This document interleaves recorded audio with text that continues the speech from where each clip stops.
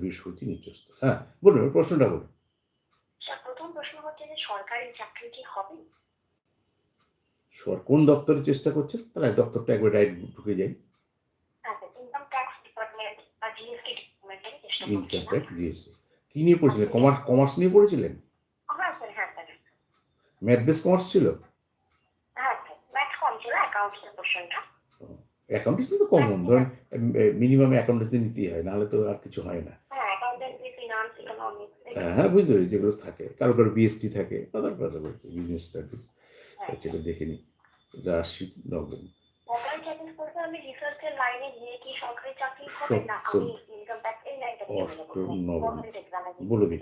Interest দেখে দাদা শুক্র ম্যাডাম, আপনার শুক্র দেখুন রাহুযুক্ত।